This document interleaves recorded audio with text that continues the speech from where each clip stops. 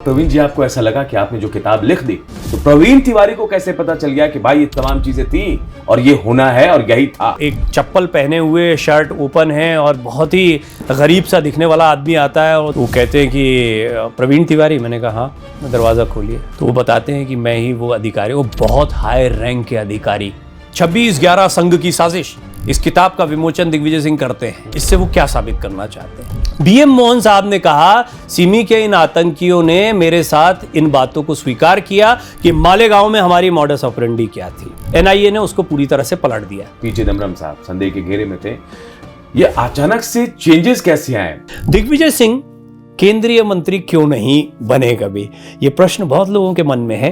Pragya Thakur, colonel पुरोहित के साथ जो और 5 लोग उनके अलावा, इन लोगों को कैसे चुना गया कि भाई इनको लाया जा सकता है? क्योंकि जो मुझे पता है कि भाई भागवत जी को, इंद्रेश जी को, तमाम लोगों को लाना था, वहां से यहां कैसे शिफ्ट हो गया? यही क्यों, यही लोग क्यों?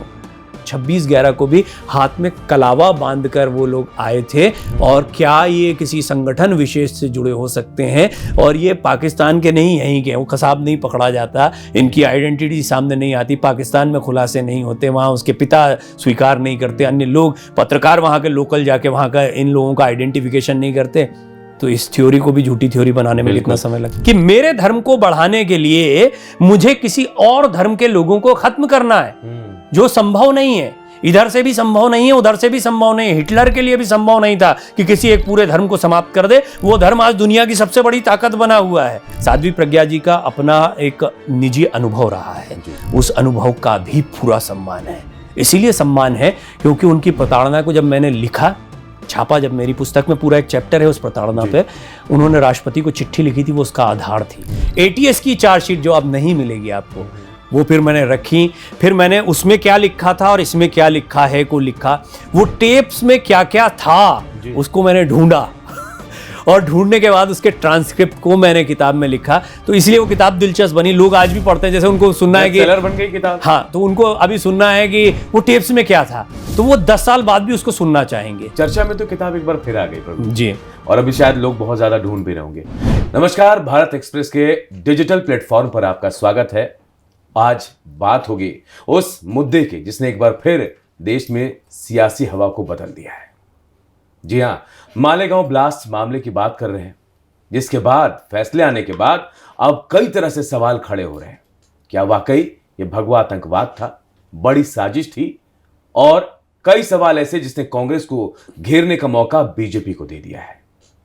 आपको याद होगा कैसे साध्वी प्रज्ञा इस मामले में आरोपी बनाई गई, उनके साथ 6 और लोग थे, लेकिन अब इन लोगों को कोर्ट ने बरी किया, जिसके बाद अब एक के बाद एक बयान सामने आ रहे हैं। और सवाल ये कि क्या यह पूरी तरह से प्रायोजित था या फिर राजनीतिक षड्यंत्र था? और इसी पर हम बातचीत करेंगे। और हमारे साथ प्रवीण तिवारी हैं, हमारे कंसल्टिंग एडिटर हैं, और साथ ही वो किताब आतंकवाद से समझौता, आतंक से समझौता, उसके राइटर भी हैं। तो हमारे लिए सौभाग्य है कि प्रवीण तिवारी जी हमारे साथ हैं।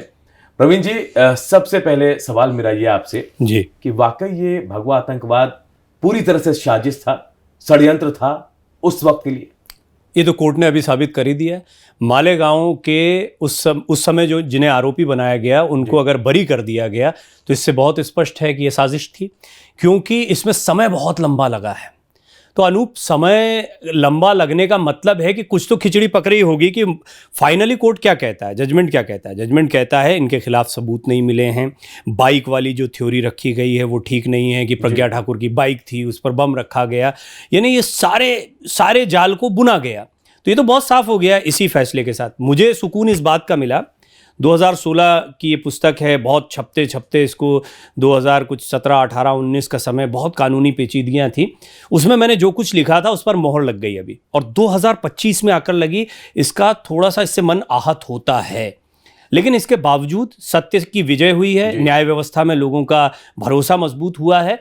और ये बात जो आपने पहला प्रश्न किया कि ये एक बड़ी गहरी साजिश थी, इसको बहुत स्पष्टता के साथ में इस फैसले ने रख दिया है। और जैसा कि साध्वी प्रज्ञा ने अभी अपनी प्रतिक्रिया में कहा भी है कि ये सत्य की जीत है। मैं मानता हूं कि जिस तरह की प्रताड़ना हुई, उमा भारती जी भी भारत एक्सप्रेस से एक्सक्लूसिव बातचीत में उन्होंने ये बात कही कि ये लोग हिमालय के अडिग योगी हैं, अगर ये सामान्य इंसान के साथ हुआ होता ये प्रताड़ना, तो वो जीवित ही नहीं होता, अपना मानसिक संतुलन खो चुका होता। और ये हुआ भी, मानसिक प्रताड़ना थी, लेकिन इसके बावजूद ना सिर्फ ये खड़े हैं बल्कि अपने विचारों पर अडिग हैं। मैं ये मानता हूं कि ये साजिश थी, ये सत्य के साथ में थे, ये लोग इसमें शामिल नहीं थे, ये पर्याप्त थे। वो शक्ति डिफाइन करती है कि इन लोगों ने कुछ नहीं किया था, इसलिए आज तक ये अपनी बात पर अडिग रहे। आपकी किताब, क्या प्रवीण जी आपको ऐसा लगा कि आपने जो किताब लिख दी, उस वक्त की बात कर रहा हूं, ये आगे जाके चरितार्थ हो जाएगी, जैसे अभी हो गई कि भाई आपने जो लिखा उस पर मुहर लग गई, सच्चाई यही थी, तो प्रवीण तिवारी को कैसे पता चल गया कि भाई ये तमाम चीजें थी और ये होना है और यही था? बहुत अच्छा सवाल है आपका। हालांकि ये कोई प्रेडिक्शन नहीं है, इसमें अगर आप और ये मैं तो था नहीं अकेला कहने वाला, उसमें RVS मणि साहब हैं, बड़े अच्छे लेखक हैं, उन्होंने भी किताब लिखी। मेरे बड़े भाई मित्र तो क्या ही कहूँ, वो भी मुझसे मिले, उन्होंने मेरी पुस्तक को पढ़ा, मैंने उनकी पुस्तक को देखा, और हमने ये पाया कि एक पत्रकार के, वो एक अधिकारी थे गृह मंत्रालय में उस समय पर, और उन्होंने उस समय की जो कमियां खामियां देखी उसको लिखा। कई और लोगों ने अपनी आवाज़ को बुलंद किया, लेकिन देखिए जब सिस्टम ही किसी के पीछे लग जाए, आज मैंने ये कई जगह और पॉडकास्ट में और इंटरव्यूज़ में ये बात कही है, आज सरकारी एजेंसियों के बेजा इस्तेमाल, कथित बेजा इस्तेमाल की बात कही जाती है। क्या हुआ था उस दौर में? ATS ने एक थ्योरी रखी। मालेगांव में पहले ATS की चार्जशीट आती है, उसमें 9 मुस्लिम युवकों के नाम हैं, सिमी के थे, सिमी के आतंकी हैं। फिर मैंने एक एक्सक्लूसिव इंटरव्यू उस समय किया था, जो बहुत इसलिए चर्चित हुआ क्योंकि BM मोहन साहब FSL कर्नाटका के जो डायरेक्टर थे उस समय के तत्कालीन, और जिन्होंने सफदर नागौरी और सिमी के आतंकियों का नार्को, पॉलीग्राफिक और लाई डिटेक्टर, ये तीनों टेस्ट किए, तो संदेह की गुंजाइश नहीं रहती। ये कहा जाता है साइंटिफिक तरीके से कि इन तीनों टेस्ट में रिजल्ट एक जैसे आ रहे हैं, इसका मतलब ये सत्यापित करता है। वो काफ़ी चर्चित, लेकिन BM मोहन साहब बहुत ज़्यादा सामने नहीं आए। मेरा सौभाग्य था कि उन्होंने मेरे साथ इंटरव्यू किया, वो अभी भी इंटरनेट पर मौजूद होगा। एक चैनल के लिए मैं उस समय काम करता था, बड़ा प्रतिष्ठित चैनल है देश का, और उस पर वो चला भी। BM मोहन साहब ने कहा, सिमी के इन आतंकियों ने मेरे साथ इन बातों को स्वीकार किया कि मालेगांव में हमारी मॉडस ऑपरेंडी क्या थी। उन्होंने ये बताया कि हमने कहां से बैग खरीदे थे, क्या किया था।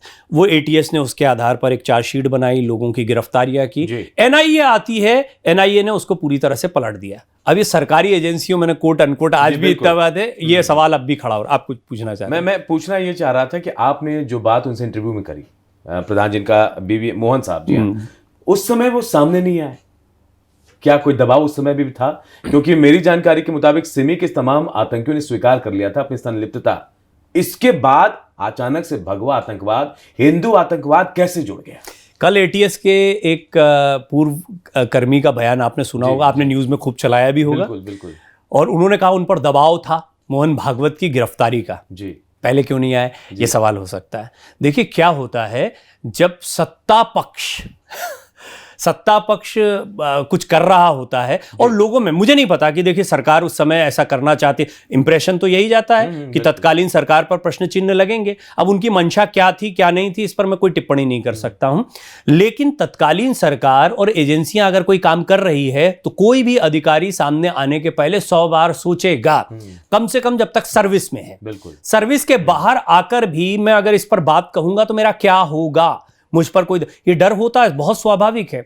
ऐसा नहीं कि ये जानने वाला मैं अकेला था, कई पत्रकारों को पता था, कई लोगों ने ग्राउंड रिपोर्टिंग की, मेरी मदद की है उन पत्रकारों ने जिन्होंने इस मामले को बहुत करीब से कवर किया है, उन अधिकारियों ने जो NIA के अधिकारी थे। मेरी इस किताब की शुरुआत में ही मैंने बड़ा जेम्स बॉन्ड उनको नाम दिया, इंडियन जेम्स बॉन्ड, क्योंकि मेरी मुलाकात उनसे, जब मैंने किसी से रेफरेंस लिया तो उन्होंने कहा कि आप फलाने मेट्रो पर आ जाइए। मैं गया तो एक चप्पल पहने हुए, शर्ट ओपन है और बहुत ही गरीब सा दिखने वाला आदमी आता है और दरवाजे को खटखटाता है। तो मैं उतारता हूँ, मैं कहा हाँ भाई साहब बोलिए।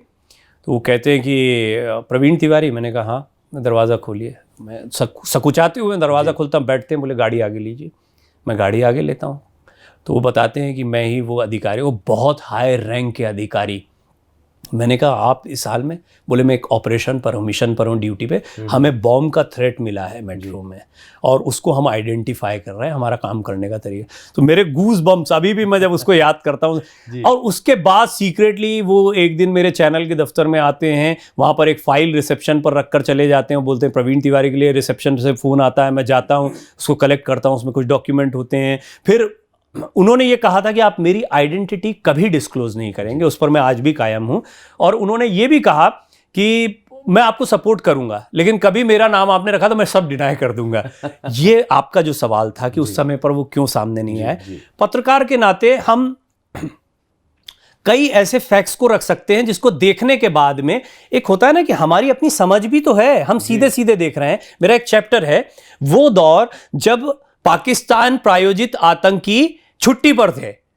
आप देख रहे हैं सरोजनी नगर, पहाड़गंज, एक लंबा उसमें डिटेलिंग है कि यहां से यहां तक पाकिस्तान प्रायोजित आतंकी बम धमाके करते हैं। फिर उसके बाद में 26/11 और बहुत सारे इसके बाद में, मतलब मालेगांव, मक्का मस्जिद, अजमेर शरीफ, ये जिन धमाके और समझौता एक्सप्रेस, इनको जिनको कथित तौर पर इससे जोड़ा जा रहा था, इस पीरियड को देखेंगे तो इसमें पाकिस्तान प्रायोजित आतंकियों ने कुछ नहीं किया, लेकिन इससे पहले और इससे बाद में दोनों ही समय पर किया। यानी इस समय पर वो छुट्टी पर गए थे, वो कह रहे थे कि चलो तुम ये भी प्रायोजित छुट्टी थी। प्रायोजित नहीं, ये साफ करता है कि मॉड्यूल तो वही चला आ रहा है पाकिस्तान प्रायोजित आतंकियों का, लेकिन इस वाले पोर्शन को उठाकर किसी पर थोप दिया गया, जिसको अब मान्य, अब मैं खुल के कह सकता, मैंने तब भी खुल के कहा था और लीगल टीम्स ने भी, पब्लिशर की काफी बात की, कई वकीलों ने बात की, सर ये मैंने उनको तमाम साक्ष्य दिए, वो सेटिस्फाइड थे, बोले हाँ आपके पास ये चार्जशीट है। हाँ, मैंने चार्जशीट की बात ली। पॉलिटिकली आप इस नेता के बारे में ये कह रहे हैं, उस नेता, मैंने कहा ये पब्लिक डोमेन में छपी खबरें हैं, उनके बयान हैं कि वो किसी किताब का विमोचन करते हैं, 26/11 संघ की साजिश, इस किताब का विमोचन दिग्विजय सिंह करते हैं। वो गए थे, अजीज बर्नी साहब की किताब थी। तो अब इससे वो क्या साबित करना चाहते हैं? मैं भी सवाल छोड़ता हूं, कोई भी सवाल छोड़े। मैं बहुत अच्छे नेता रहे हैं और मुख्यमंत्री रहे हैं, काफी कद्दावर नेता रहे हैं, लेकिन सवाल तो खड़े होते हैं, क्या चाहते थे, मतलब। और भगवा हमारे देश की पहचान है, इसमें कोई दो राय नहीं। हम सभी धर्म यहाँ पर रहते हैं और ये भारत का ही तो दम है कि यहाँ पर अल्पसंख्यक भी ग्रोथ कर सकते हैं। नहीं तो किसी और देश में हो तो वहाँ पर अल्पसंख्यक और अल्प होता चला जाता है, बढ़ता नहीं है। लेकिन भारत के, उनकी संस्कृति भी बढ़ती है, वो भी बढ़ते हैं और वो इसी संस्कृति का हिस्सा। ये तो खूबसूरती है और वो इसलिए है क्योंकि भगवा इसकी पहचान है। बिल्कुल। मेरा सवाल आपसे ये भी होगा कि जिन पर आरोप लगा, पी चिदम्बरम साहब संदेह के घेरे में थे, ये अचानक से चेंजेस कैसे आए? उस समय क्या इनको ऐसा लग गया कि संघ या फिर जो बीजेपी, जो आज बीजेपी है, ये आगे चलकर मेरे लिए, मेरी पार्टी के लिए या फिर हमारे लिए परेशानी का सबब बन सकते हैं? देखिए, चिदम्बरम साहब और दिग्विजय सिंह जी को लेकर मेरी एक थ्योरी है और वो थ्योरी ये है कि एक इंटरनल पॉलिटिक्स भी होती है पार्टी की इंटरनल पॉलिटिक्स में हम ये पाते हैं कि चिदम्बरम वित्त मंत्री से गृह मंत्री उनका बनना, और जब गृह मंत्री का पोर्टफोलियो उनको मिला था तो ये कई लोगों के लिए आश्चर्य का विषय था। तो बड़े सॉफ्ट स्पोकन, और किसी ने सोचा नहीं था कि इनको गृह मंत्रालय, जो प्रधानमंत्री के बाद दूसरा सबसे बड़ा मंत्रालय माना जाता है, वो दे दिया जाएगा। दिग्विजय सिंह केंद्रीय मंत्री क्यों नहीं बने कभी, ये प्रश्न बहुत लोगों के मन में है। और क्या वो बनना चाहते थे, उनसे पूछा जाए तो कह देंगे हमें कभी चाह ही नहीं रही। ऐसा बिल्कुल नहीं है, मेरा ऐसा मानना है। बीइंग अ जर्नलिस्ट, आप बहुत पुराने जर्नलिस्ट हैं, आप भी इस बात को जानते हैं। और गृह मंत्री किसी को नहीं बनना, ये सवाल ही नहीं। तो वहां पर एक रस्साकशी इंटरनल पॉलिटिक्स की थी। चिदम्बरम साहब ने, ऐसा लगता है कि उस समय पर मध्य प्रदेश, ये सारा का मामला मध्य प्रदेश से शुरू होता है। क्यों होता है? ये सवाल मैं इससे भी पूछूंगा आपको कि आखिर ब्लास्ट मालेगांव में होता है, मध्य प्रदेश क्यों जुड़ जाता है? सारा पूरा जो ये थ्योरी कथित, मैं इस शब्द को भी यूज नहीं करता, जो भी आतंकी थ्योरी रची गई, वो सारा का सारा मध्य प्रदेश में आपको तार मिलेंगे। इंदौर के पास से कोई पकड़ा जा रहा है, ज़बरदस्ती उठा लिया जा रहा है। साध्वी प्रज्ञा जो हैं वो उमा भारती जी की बहुत बड़ी प्रचारक थीं। उमा भारती जी ने जब 2004 में दिग्विजय सिंह जी को चुनाव हराया था और मुख्यमंत्री बनी थी, उस समय पर साध्वी प्रज्ञा, उस समय प्रज्ञा सिंह ठाकुर वो कहलाती थी, वो बुलेट पर चलती थी, खूब चुनाव प्रचार किया, बड़ी दबंग नेता उस समय मानी जाती थी। दिग्विजय सिंह के खिलाफ उन्होंने काफ़ी कुछ उस समय पर बोला था। ये सब पॉलिटिकली भी पुरानी कहानी पर जाएंगे तो आप देखेंगे ये किरदार अचानक से बाद में नहीं जुड़े हैं जी। ये सब पहले से परिचित हैं और इनकी कुछ ना कुछ टसल चल रही है, कश्मकश चल रही है इनके बीच में और चिढ़ भी चल रही है जी। क्या वो निकली नहीं निकली ये मैं सवाल छोड़ता हूं, मैं इस पर कोई टिप्पणी। अब देखिए मामला हो गया, इसमें कोई ऐसा भी नहीं है कि दिग्विजय सिंह जी को या पी चिदम्बरम जी को कभी दोषी बना दिया गया हो, ये भी कभी मामला नहीं आया। तो उन्होंने जो किया होगा उनके पास मौजूद साक्ष्यों के आधार पर किया गया होगा और एजेंसीज ने जो किया है वो उनको जैसा जैसा बताया गया होगा। एटीएस ने भी तो किया, बिल्कुल। तो एटीएस ने अगर एक चार्जशीट रखी, एटीएस ने बताया कि मालेगांव के फलाने फलाने ये मुस्लिम युवक हैं, इन्होंने ये ऐसे ऐसे किया है, तो एटीएस का क्या हुआ फिर? एटीएस भी एक सरकारी एजेंसी है, वो एटीएस ने क्या गलत जांच पड़ताल करी थी और उसका क्या होना चाहिए? सवाल खड़ा होगा। फिर एनआईए ने किया, आज मालेगांव के फैसले पर यह साफ हो गया कि पर्याप्त सबूत नहीं है, आपने गलत हुआ एक तरीके से। तो कुल मिलाकर एनआईए ने भी जो जांच की वो भी गलत साबित हो गई। इन एजेंसियों का क्या करेंगे? ये एक बात यहाँ थोड़ी सी समझने वाली है कि प्रज्ञा ठाकुर, कर्नल पुरोहित के साथ जो और 5 लोग उनके अलावा, इन लोगों को कैसे चुना गया कि भाई इनको लाया जा सकता है? क्योंकि जो मुझे पता है कि भाई भागवत जी को, इंद्रेश जी को, तमाम लोगों को लाना था, वहां से यहां कैसे शिफ्ट हो गया? बहुत बढ़िया सवाल है आपका, और ये इसलिए बढ़िया सवाल है क्योंकि यही की पॉइंट है जी। यही क्यों यही लोग क्यों ये इसलिए दिलचस्प सवाल है क्योंकि मैं ऐसा मानता हूं, देखिए क्या होता है हर राजनीतिक दल में, मैं कल भी किसी से कह रहा था इस पर कि आप आज सड़क चौराहे पर चले जाएं, किसी पार्टी के कुछ कार्यकर्ता है या किसी संगठन में विश्वास रखने वाले कुछ कार्यकर्ता है, हो सकता है किसी जिले में उनको कोई पद भी मिला है, वो आपस में बात कर रहे हैं फलाना धर्म हमारे लिए बड़ा खतरा बना हुआ है, इसको हम खत्म कर देंगे, इसको खत्म कर देंगे, हम ये कर देंगे, गुस्से में कहीं। और दूसरी तरफ भी बहुत सारी ऐसी ही बातें हो रही हैं कि इनको तो किसी दिन देख लिया जाएगा, आज हमारा दौर नहीं चल रहा। चलती है आमतौर पर ऐसी बातें चाय की दुकानों पर चलती हैं। अब इनमें से कुछ लोग पदाधिकारी भी हो सकते हैं। अब मान लीजिए कुछ ऐसे लोग जो थोड़ा सा पॉलिटिकली एक्टिव भी रहे हों, जिनका कभी इनसे मेल मुलाकात भी रही हो। मैंने बहुत, बीइंग अ जर्नलिस्ट, मेरी बहुत लोगों के साथ तस्वीर है और लोग सहजता से खिंचवाते हैं, लेकिन मैं कई लोगों को देखता हूं जो कई लोगों के साथ तस्वीर खिंचाने के पहले 50 बार सोचते हैं। बिल्कुल, क्योंकि ये बाद में बड़ी भारी पड़ती है। कई लोगों को पड़ी, आप देखते हैं, देखिए ये अपराधी के साथ में इनकी तस्वीर है, भाई वो नेता को पता भी नहीं कि कल जाके अपराधी सिद्ध होगा जी, ठीक है।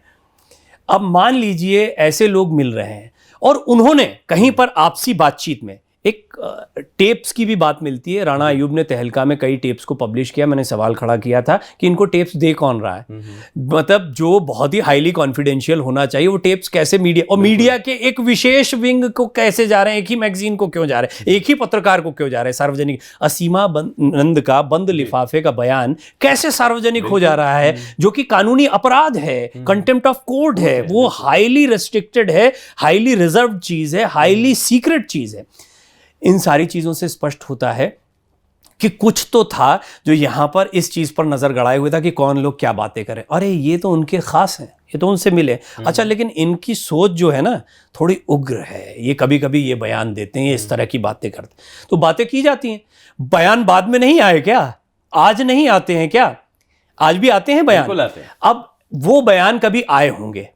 आपने क्योंकि सवाल इंटरेस्टिंग पूछा है, मैंने इसको बहुत नहीं छुआ क्योंकि मसला दूसरा था, मसला उससे बड़ा है। ये छोटी बात है जो अभी आपने पूछा, ये इंटरेस्टिंग जरूर है, लेकिन ये इस मामले को थोड़ा सा डाइवर्ट भी करती। तो क्या वो बड़ी उग्र बातें करते थे, मतलब क्या वो इस तरह के लोग थे, इस तरह की बातें भी आ जाती। मुझे नहीं पता क्या बातें थी क्या नहीं थी। कथित टेप्स में जो बातें सामने आई उसमें यहां तक आया कि कुछ ऐसे लोग थे जो इंद्रेश कुमार जी और मोहन भागवत जी की हत्या की साजिश रच रहे थे। हेमंत करकरे जी ने संघ के लोगों को इस बात के बारे में जानकारी दी थी। आर पाटिल साहब, तत्कालीन महाराष्ट्र के गृह मंत्री, ने विधानसभा में इस मुद्दे को उठाया था, बताया था। मामला बहुत आगे नहीं बढ़ा, डाइल्यूट कर दिया गया। क्यों? क्योंकि यार इन लोगों की हत्या की साजिश हो रही, तो इन लोगों को कैसे लपेटे में लेंगे? बिल्कुल, उस पर कोई बहुत ज्यादा बात नहीं, जबकि ये खबर है, पब्लिक डोमेन में है। ऐसा नहीं कि मैं बोल रहा हूं और कोई बहुत राज की बात है, लेकिन ये दब जाती है जो कई लोगों को पता नहीं। आज मैं बताता हूं तो बड़ा आश्चर्य करते हैं। कल कई चैनल्स मुझसे पूछ रहे हैं या बाइट्स ले रहे हैं क्योंकि उनको वो खबर पता लगी कि एक कोई एटीएस के पूर्व अधिकारी ने यह खुलासा किया कि मोहन भागवत को गिरफ्तार करने के, फिर उन्होंने किताब के पन्ने पलटे, बोले ये लिखा है। फिर उसमें देखा कि फलाने अखबार में ये खबर छपी, आर पाटिल ने कहा, हेमंत करकरे ने बताया, सारी खबरें। हाईली पेरिशेबल कमोडिटी होती है मीडिया या अखबार, अगले दिन खत्म हो जाता है। लेकिन अगर 10 साल पहले का अखबार उठाकर देखेंगे तो आपको पता लगेगा सियासत कुछ और ही चल रही थी। हेमंत करकरे का आपने जिक्र किया, मैंने साध्वी प्रज्ञा का एक बयान सुना था। हेमंत करकरे को लेकर कहा कि मुझे बहुत प्रताड़ित किया गया है।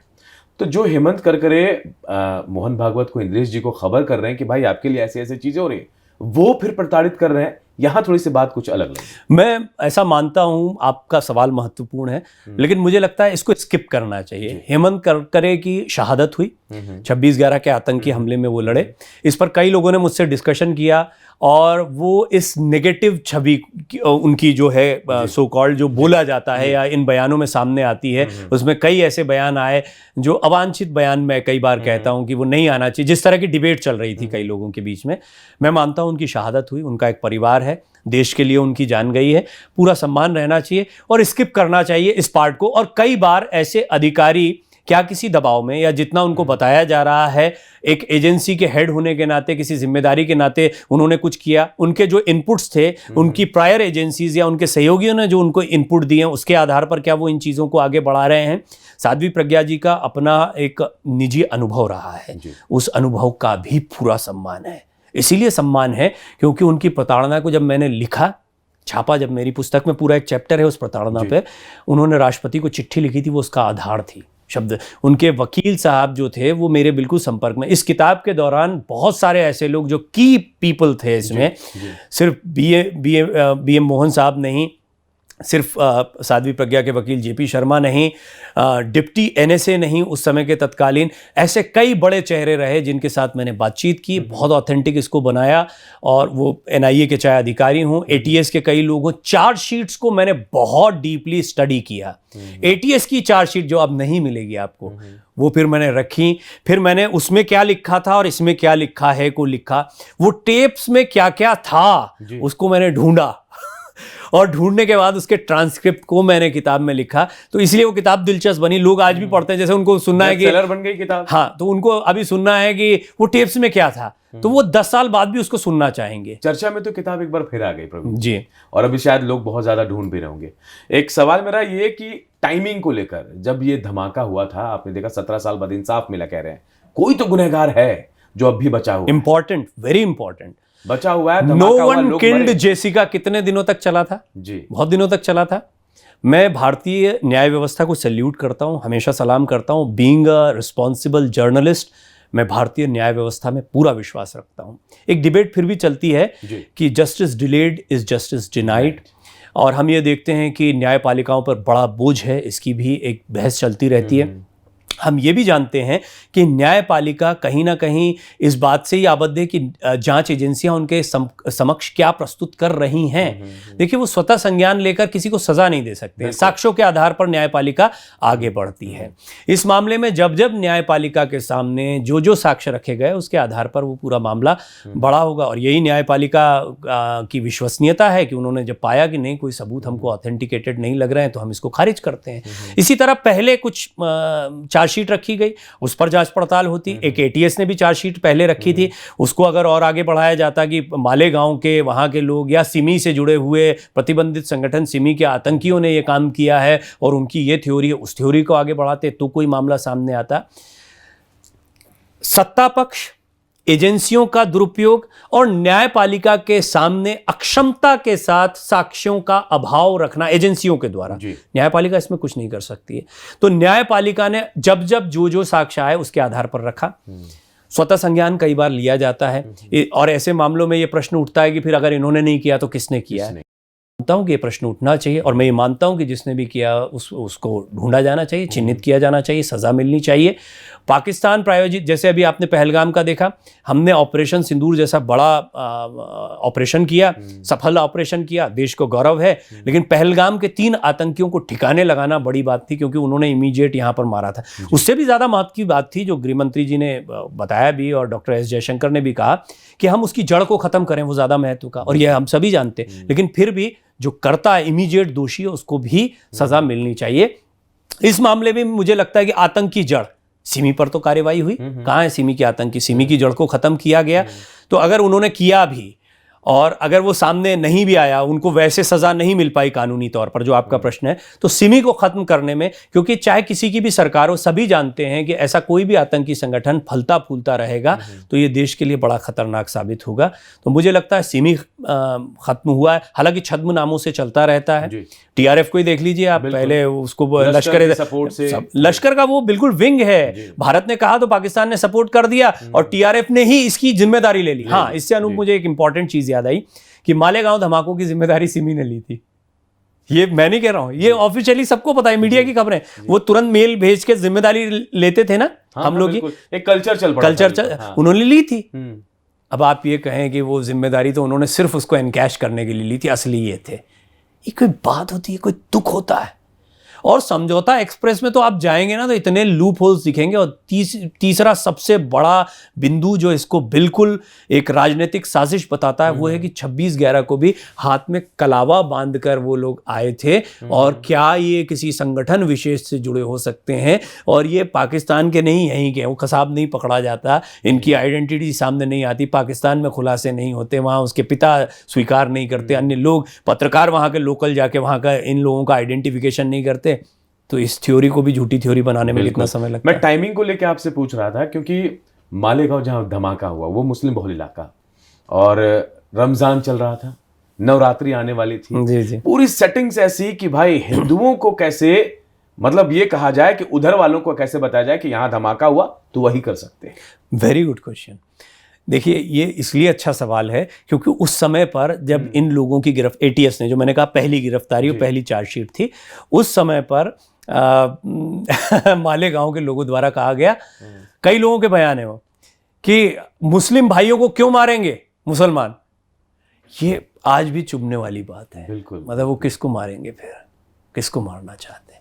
ये सवाल ठीक नहीं था और ये बात भी ठीक है। लेकिन सामान्य, वो भी मासूम लोग हैं, वो जितना सुनते हैं ना, देखिए चाहे हिंदू हो मुसलमान हो, सामान्य लोग होते हैं, वो खबरों में बह जाते हैं। लेकिन ये सवाल कम जवाब ज्यादा था प्रवीण। यस, मैं वही उसी पे आ रहा था। जो आपने बात कही उसका भी जवाब है कि मुस्लिम इलाकों में मुसलमान आतंकी कैसे हमला कर सकते हैं। कितनी अजीब बात है। आतंकी का अगर कोई धर्म नहीं, कोई जात नहीं, आतंकी का धर्म तो अब फिर आता है सामने। ये बात सही। और ये सवाल हुआ कि हिंदू कभी आतंकी नहीं हो सकता, ये बात कहने का अवसर मिला जी। मैंने कहा कई बार, मुझसे कहा गया क्या बात कर रहे हैं, क्या मैंने कहा हिंदू अपराधी होता है, हत्यारा होता है, कई बार चोर भी होते हैं, चोर का कोई धर्म मजहब नहीं है, अपराधी होता है, आतंकी होता है। लेकिन ये बात सही है कि आतंकवादी का एक पर्टिकुलर मजहब से कनेक्शन, वो मुसलमान निकलकर आता है, उसको ऐसा सिखाया गया, या जो भी कट्टरपंथी। देखिए, मैं इस्लाम के मानने वालों के लिए, धर्म के मानने वालों के लिए टिप्पणी नहीं कर रहा हूं, मैं उन कट्टरपंथी ताकतों पर, उन मौलानाओं पर, उन लोगों पर टिप्पणी कर रहा हूं जो मासूम बच्चों के ब्रेन वॉश करते हैं, मुस्लिम युवाओं के, और उनको ये बताते हैं कि दूसरा धर्म जो है वो खराब धर्म है, उसको खत्म करना, इस धर्म को बढ़ा। ये सब जानते हैं कि इस तरह की फितरत के कई लोग हैं। अगर ये किया जा रहा है तो फिर आतंकी ये श्रेणी आप कैसे खत्म, और इसके पैरेलल कोई दूसरी लाइन कैसे ड्राइव करेंगे? भारत में कल्चर नहीं रहा, कभी हो ही नहीं सकता है। इसीलिए जो कथित थ्योरी बनाई गई, कोई भी कलर के साथ आतंक को जोड़ना या सनातन परंपरा के साथ, ये बिल्कुल बेसलेस थ्योरी है, इसको कोई स्वीकार नहीं करेगा। इस कल्चर में नहीं है कि मेरे धर्म को बढ़ाने के लिए मुझे किसी और धर्म के लोगों को खत्म करना है, जो संभव नहीं है। इधर से भी संभव नहीं है, उधर से भी संभव नहीं है। हिटलर के लिए भी संभव नहीं था कि किसी एक पूरे धर्म को समाप्त कर दे। वो धर्म आज दुनिया की सबसे बड़ी ताकत बना हुआ है, उसने मिडिल ईस्ट को हिलाकर रख दिया, जिसको हिटलर खत्म करना चाहता। कोई धर्म ऐसे खत्म नहीं होता। तो हिंदू सचमुच जो हिंदू होगा वो क्या मूर्ख होगा जो उस थ्योरी पर चलेगा, जिस थ्योरी से कभी कोई नतीजा नहीं निकला है? इस थ्योरी पर इनको भी नहीं चलना चाहिए, इनको भी बेवकूफ, लेकिन लड़कों को बेवकूफ बनाया जाता है जी। या कसाब वॉश करते हैं, कसाब कचरा बीनने वाला एक लड़का, बहन की शादी, ये वो, बोले तुम ये, और बुद्धि से कमजोर, उसका अगर आपने देखा हो नार्को टेस्ट के दौरान, उसकी बातें सुनी हो, बाद में उसकी कुछ बाइट्स आई, उससे स्पष्ट हो जाता है कि वो बुद्धि से कमजोर था। या हर आतंकी बुद्धि से कमजोर होता है। कमजोर बुद्धि के लोगों को इस तरीके से बरगलाना बहुत आसान होता है। ये इसको बिल्कुल पैरेलल कि हिंदू धर्म का कोई व्यक्ति ये करना चाहता है, ये बेसलेस है। इसीलिए इसको स्वीकार नहीं किया, ये हजम होने वाली बात नहीं है, इसीलिए इस थ्योरी को आप पैरेलल रख ही नहीं। तो आप टाइमिंग, आपका सवाल था मालेगांव में मुस्लिम बहुल है, अजमेर शरीफ मुस्लिम बहुल है, मक्का, और इसीलिए तो इसको चिन्हित किया गया। ये आपने अच्छा सवाल इसलिए पूछा कि ये क्यों, यही 4 जगह क्यों? क्योंकि ये 4 जगह मुस्लिम बहुल है, इसलिए यहां पर हिंदू संगठनों का काम हो सकता है। बाकी जगह जहां पर सभी मर रहे हैं, क्या ही मुसलमान नहीं मरते हैं? सरोजनी नगर पहाड़गंज में मुसलमान नहीं मरते हैं? या समझौता ब्लास्ट में मुसलमान नहीं मरते हैं? या पाकिस्तान के नहीं मरे थे क्या? मरे थे ना, लेकिन वहां सबके मरे थे। जहां मुसलमान मर रहे हैं वहां पर तो मुसलमान आसान हो जाता है इनको। नहीं, मुसलमान कर ही नहीं सकता, मुसलमान भी नहीं कर सकता, हिंदू भी नहीं कर सकता, कोई मजहब को, दीन को मानने वाला आदमी नहीं कर सकता है। आतंकी कर सकता है, हाँ, अपराधी हो सकता है। अपराधी किसी भी धर्म में हो सकता है, किसी भी मजहब में, हिंदुओं में भी हो सकता है, मुसलमान किसी भी अन्य धर्म मजहब में हो सकता है। अपराध एक मनोविकृति है, वो प्रवृत्ति किसी में भी हो सकती है। उसका क्या धर्म और क्या मजहब से लेना देना, कानून उसके खिलाफ कोई गए हत्यारा, देखो ये चोरी करने वाला, वो दुकान में डकैती करने वाला, ये कौन सा मुसलमान है, ये तो हिंदू है। सब गलत बातें हैं। आप आतंकवाद की थ्योरी और मनोविकृति अपराध की थ्योरी, मनोवैज्ञानिक जिस पर काम करते हैं, उसको मिक्स नहीं कर सकते हैं। संगठित होकर एक धर्म मजहब के नाम पर किसी मिशन की तरह इसको आगे बढ़ाना अलग चीज है, और आपराधिक प्रवृत्ति होना अलग चीज है। दोनों चीजों पर काम होना चाहिए। कड़ी से कड़ी सजा मिलनी चाहिए। किसी धर्म मजहब का हो, अपराधी है, सजा दो, हर जायज सजा दो। निर्भया में कौन किस धर्म के, या किसी भी अन्य मामले में सजा दो, कड़ी से कड़ी दो। लेकिन जब आतंकवाद की बात आती है तो उसमें कहीं ना कहीं धर्म को बढ़ाने का एक जो गैर वाजिब गलत तरीका है, जिसका अच्छे मुस्लिम स्कॉलर और इस्लाम के जानकार विरोध करते हैं, पुरजोर विरोध करते हैं, वो आतंक के पैरेलल आप कोई लाइन यहाँ पर इस संस्कार में या इस संस्कृति से खड़ी नहीं कर सकते। बिल्कुल प्रवीण जी, बहुत सारी ऐसी बातें थी जो शायद जनता को या फिर दर्शकों को भी नहीं पता होगी, लेकिन आपसे बात करने के बाद बहुत सारी चीजें ऐसी हो गई, साफ हो गई कि आखिर ये भगवा आतंकवाद आया कहाँ से, कैसे प्लान किया गया, कैसे इसके पीछे की थ्योरी थी, और शायद पूरी पिक्चर भी अब पूरी तरीके से साफ हो गई। बहुत बहुत शुक्रिया प्रवीण जी इस पॉडकास्ट के लिए, हमारे साथ बातचीत करने के लिए। तो बहुत तरीके से कह सकते हैं कि जो भगवा आतंकवाद का जिक्र किया गया था, उसकी तस्वीर अब दिमाग से या फिर किसी के दिलो दिमाग में कुछ और छाई हो तो अब साफ हो गई होगी। आज के लिए फिलहाल इतना ही, फिर मिलेंगे अगले पॉडकास्ट में। नमस्कार।